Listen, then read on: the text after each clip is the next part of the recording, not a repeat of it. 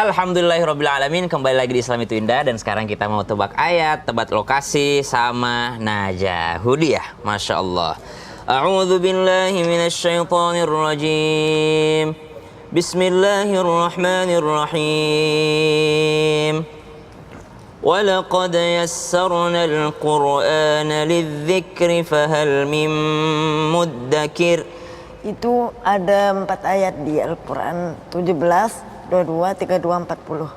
Mau dibacakan yang ayat berapa? Wah, 17, 22, 32, 40. 32 sama 40. Wah, ada 4 ya. Dalam surah apa itu? Al-Qamar. Dalam surah Al-Qamar, Masya Allah. Mau dibacain ayat berapa? Ayat yang walaqad yassarnal Qur'ana yang kedua. Walaqad yassarnal Qur'ana lidzikri fahal mim muddakir. Inna arsalna. No? Itu yang pertama. Yang kedua? Ya. Inna arsalna alaihim Kadzabat. Ayat 22. Kadzabat Samud bin Nudur. Oke, terus? Faqalu abasharam minna wahidan nattabi'uhu inna idzal lafi dhalalin wa su'ur. Masya Allah, tabarakallah. Itu walaqad yassarnal Qur'ana lidzikri yang ayat 22 ya. Masya Allah, tabarakallah. Kalau walaqad yassarnal Qur'ana yang terakhir ayat berapa? 40. Ayat 40, Masya Allah, tabarakallah. Nanti kita lanjutkan lagi Ya, Najah ya. ya. Masya Allah, tabarakallah. Sebelum kita lanjutkan, kita ikuti dulu adzan subuh untuk daerah DKI Jakarta dan sekitarnya. Silahkan.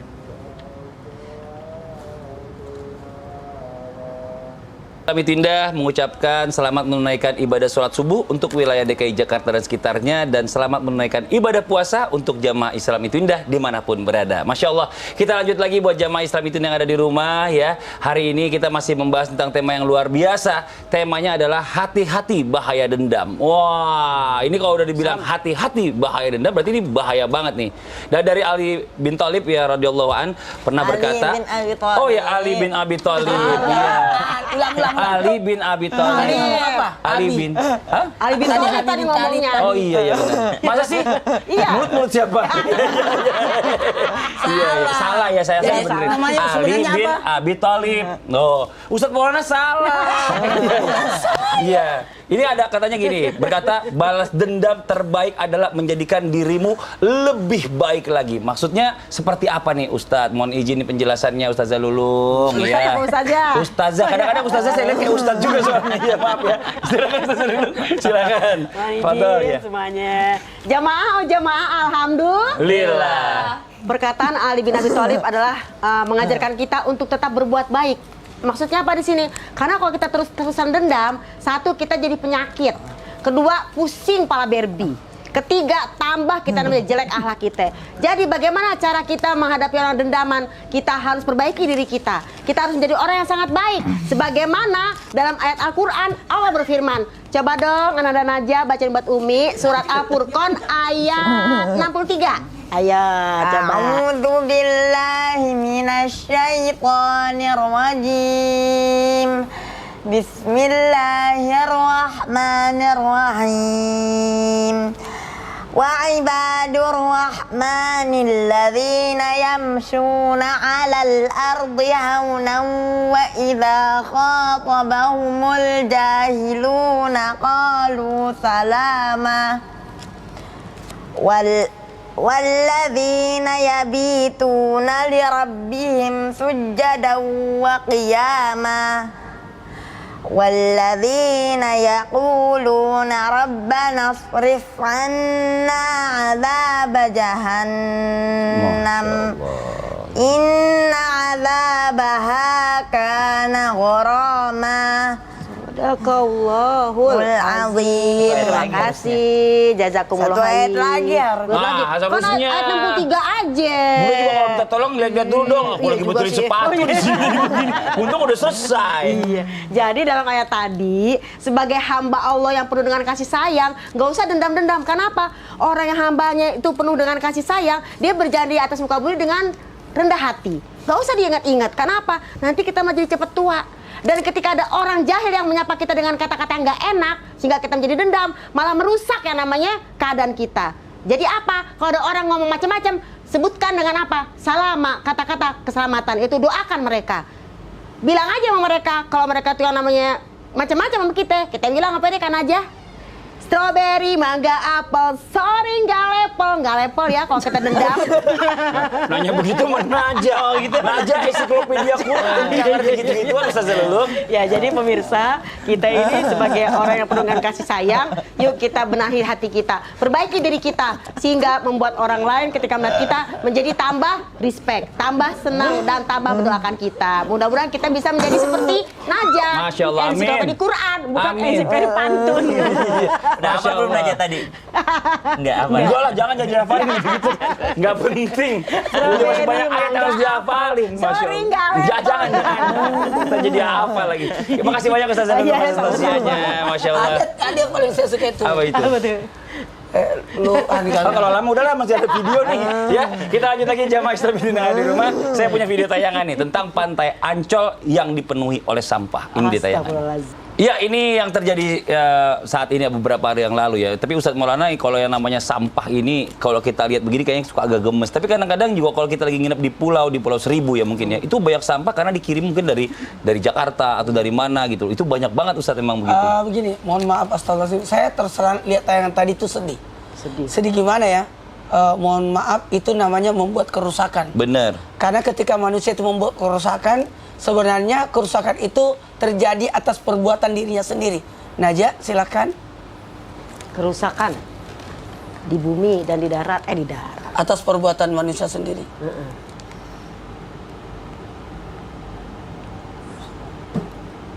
Ya. Ini kalau komputer itu lagi searching.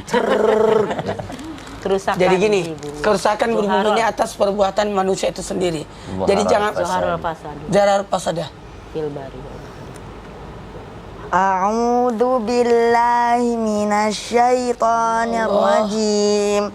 Bismillahirrahmanirrahim. Wa idza dhaharal fasadu fil barri wal bahri bima kasabat aydin nasi liyudhiqahum ba'dalladzi amilu la'allahum yarji'un. Artinya, telah tampak kerusakan di daratan dan lautan disebabkan karena perbuatan tangan manusia sendiri. Dan Allah menghendaki agar mereka merasakan sebagian dari siksaannya agar mereka kembali kepada jalan yang benar. itu surah apa? Ar-Rum Ayat berapa? ayat 41 Bagian mana? paling bawah. Paling bawah. Jadi gini, Oh. Gini, biota laut itu bisa terjadi kerusakan juga, kematian pada binatang-binatang makhluk Allah yang lain. Jadi kepada orang yang suka buang sampah sembarangan, ayo sadarkan diri kita, karena atas apa yang kita lakukan itu merusak masa depan. Mohon maaf, bahkan binatang-binatang laut pun rusak.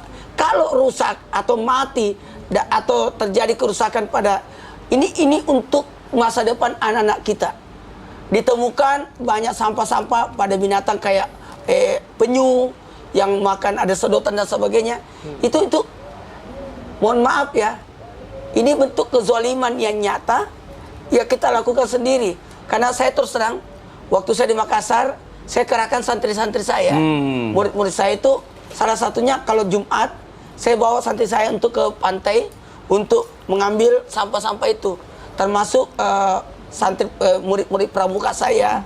Jadi itu yang saya lakukan kalau di Pantai Losari, termasuk di pantai-pantai di Makassar yang Anjungan dan sebagainya itu.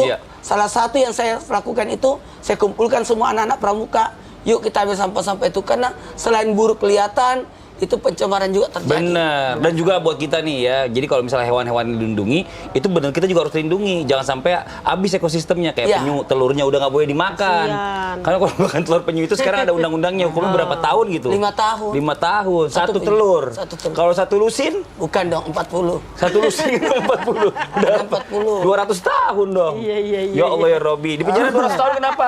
Karena makan telur penyu kan nggak lucu. Janganlah, masih banyak makanan yang lain. Nah sekarang kita lanjut lagi nih, Masya Allah jamaah Islam Jadi yang ada di hati-hati ya. rumah. Jadi ekosistem betul tadi kata Betul. Mas Fadli, jangan sampai nanti bibit-bibitnya nggak ada lagi. Nggak ada lagi. Nggak ada lagi. Dia tuh yang menjaga laut juga salah satunya. Nah sekarang kita Bibit, lihat Pak lagi Ustadz, bibit bukan bibi. bibit. Iya. Kalau bibi yang di rumah biasanya. Oke, kita lanjut lagi buat jamaah Islam yang ada di rumah. Ya, ada sebuah video viral lagi ini tentang pria di Aceh ini bikin nangis semua juri ini, Masya Allah, dengan indahnya suara azannya. Ini dia tayangannya. Barakallah. Kayak gimana ya? Kayak Saya- kita kenal suaranya ya. Ada ustadz yang suka pernah kesini juga, Daeng Sawal ya. Daeng Sawal, Suaranya iya. nada-nadanya hampir mirip Ustadz Yang Syamil. mempopulerkan nada nahawan ini Hah? Daeng Sawal. Oh, Daeng Sawal. Daeng Sawal, Masya Allah. Ya, beliau ini yang membawakan, ini Betul. ustadz juga kalau nggak salah, ustadz. Dari Aceh. Dari Aceh, iya. Ikut kompetisi di Arab sana. Oh, Masya Allah. Dan mendapatkan juara kedua. Wah, Dan juara 1 tuan rumah. Iya. Kalau tuan rumah. Tapi kalau misalnya komentar dari Ustadz Syam sendiri gimana nih tentang azan yang dibawakan merdu ini? Ini Memang indah gitu. Teringat kisah Bilal bin Rabah, Sayyidina Bilal bin Rabah radhiyallahu anhu, ketika beliau diminta untuk kembali ke kota Madinah untuk melantunkan azan, di kalimat asyhadu anna Muhammadar Rasulullah beliau sudah tidak kuat lagi. Kenapa Sayyidina Bilal tidak ingin mengumandangkan azan kembali? Ya, sepeninggal baginda Nabi SAW, beliau memang sudah tidak mau lagi mengumandangkan azan karena beliau mengatakan azanku ini hanya untuk kekasihku Nabi Muhammad sallallahu alaihi wasallam. Jadi beliau pindah dari Madinah ke kota Syam, beliau pergi meninggalkan daripada kota Madinah karena tidak ingin terkenang daripada kenangan-kenangannya dengan baginda Nabi SAW yang pada akhirnya dimimpikan oleh baginda Nabi SAW agar datang berziarah ke makam baginda Nabi SAW. Lalu sepulangnya Sayyidina Bilal bin Rabah ke kota Madinah, digandeng tangannya oleh dua cucu kesayangan baginda Nabi SAW, Sayyidina Hasan wa Sayyidina Husain, digandeng kedua tangannya, lalu semakin menangislah. Paman, belum kumandangkanlah azan, masyarakat Madinah rindu kepadamu. Maka Sayyidina Bilal pun dengan berat hati mengumandangkan azan pada saat itu, namun tidak sanggup untuk menyelesaikan azannya. Pada saat itu warga Madinah, Al-Munawwarah pada saat itu semuanya terkaget-kaget. Mereka mengatakan, apakah baginda Nabi SAW dibangkitkan kembali? Apakah Rasulullah hidup kembali? Kenapa ada suara Sayyidina Bilal ini mengumandangkan azan? Subhanallah. Jadi senada dengan ayat Allah dalam Al-Quran, surah Al-Anfal ayat kedua. A'udzu billahi minasyaitonir rajim. Bismillahirrahmanirrahim.